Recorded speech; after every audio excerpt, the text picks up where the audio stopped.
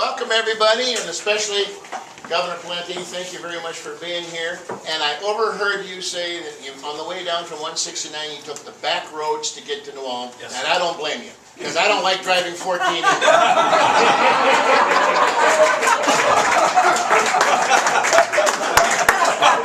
I try to get that in everywhere I can. I was telling people that, you know, the Vikings, they brought the big guns in and they got their stadium. I was looking for big guns, and New Ulm Battery said they have a couple of them. But I probably, of course, then again, probably wouldn't take much to knock the Capitol down the way it's falling apart. But anyway. First of all, thank you for the invitation to come this evening and be part of this event and hopefully raise some funds for this beautiful, old, historic, and important home. Thank you for taking time out of your spring evenings and busy lives to come and support the Lind House and the work that they do here.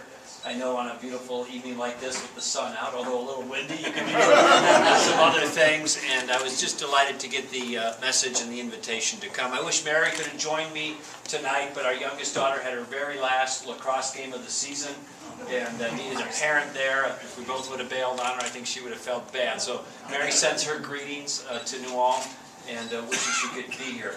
I know with Governor Lind and this home, we just stop and reflect on a number of things. First of all, Governor Lind and his commitment to public service. People, you look throughout Minnesota's history, we've had some remarkable people who stepped forward and raised their hand and said, look, public service is an honorable thing. We need good people, regardless of which political persuasion they meet, to step forward and to try to serve this great state. And lastly, I just want to tell you that now that I'm no longer governor, I can really speak my mind. And Mayor, you know, we all have to be responsible for results. Right. And it's not my fault you can't get Highway 40. I'll just close with one last story that I appreciate about another governor. When I was first running for governor in 2001 in the fall, you know, not many people knew who I was. We had some early supporters, but not many. And on the very first day I was running for governor, I flew around the state from little town to little town, and not many people showed up on most of the stops. A handful of people, and half of those were either the airport manager or somebody was wandering through to buy a vending machine snack or something, and the airport dog. And so I landed back in St. Paul feeling a little discouraged, but I was coaching soccer that fall. My little girls, Mara and Anna, their soccer team, I was a coach, so I threw off my suit and put on my coach's jersey and walked out onto the field with my clipboard and whistle, and was feeling kind of discouraged. I thought my kickoff to my campaign wasn't so hot. But these little girls came running up to me, these grade school girls, and they were excited, and they were yelling, you know, are you running for governor? Are you running for governor? And I thought to myself, wow, you know, my campaign is really working. I've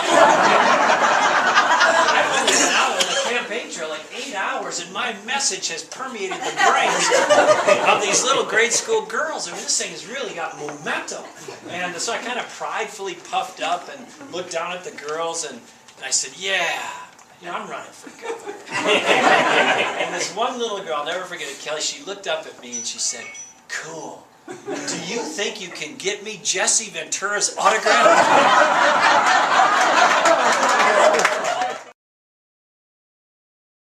Well, it's typical for the incoming legislators to have passion and energy and commitment and come with great principles, and I applaud that. I think people run because they feel strongly about things, they want to change things, and that's a healthy part of the process. I haven't had a chance to look at it. I had my own struggles with stadium issues over the years, but you know, obviously the Vikings are an asset to the state of Minnesota. We don't want to lose them, but at the same time, people don't want to put their money into a Viking stadium. So you had to balance those two competing interests, and the legislature was in a tough spot. Well, if you look at the way we did it when I was governor, we built the University of Minnesota football stadium, but that was for a public facility, the University of Minnesota, and we built the Twin Stadium with no state money. People forget that it was all paid for by the Twins and Hennepin County, so there was no state money in that Twin Stadium that we built. Now with the Viking Stadium, they took a different approach. It's not the approach that we took when I was working with the Twins and Hennepin County. It's a healthy competition. Keep in mind when Hillary Clinton was running against Barack Obama, they had a full, hotly contested contested race into June. So just because the Republican nomination process went into April, essentially, that wasn't necessarily long by historical standards, and now the party is uniting, coming together behind Mitt Romney. In fact, at worst, he's tied in the polls and may even be a little ahead, so his prospects actually look quite good. Well, it was an honor to run. I couldn't get it done. It was fun to do. I was trying to lend my voice and ideas to the process, but obviously that didn't work, and so I'm happy to support Governor Romney. I think he's going to be a really good president. Sure, well, the main issue is going to be the economy and jobs, and frankly, President Obama's had nearly 4 years to get this turned around and moving in a positive direction. He hasn't done that, so people are open to somebody else. When they see Governor Romney's private sector experience, the success he's had in growing jobs and the private economy, I think they're looking for that kind of leader in this moment in time. As to government spending, Barack Obama's made the deficit and the debt way worse. And that just can't continue. Governor Romney, in contrast, balanced all the budgets in Massachusetts when he was governor.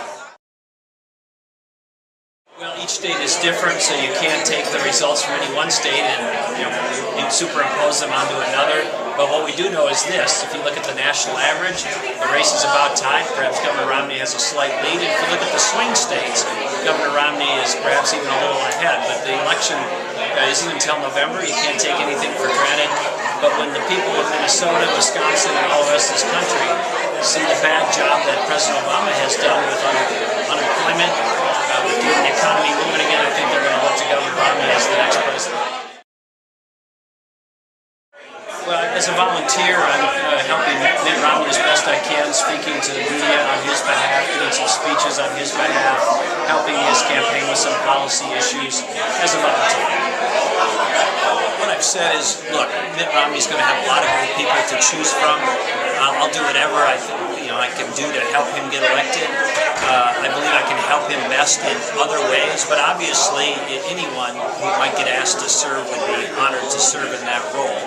But I just have said, he's going to have a lot of people to pick from. I can serve in other ways, but anyone would be honored to serve. I'm happy doing what I'm doing now, which is in the business area, helping some businesses get started and grow. I'm serving on some boards of other businesses. I'm doing some work with some other companies outside of Minnesota to help them grow.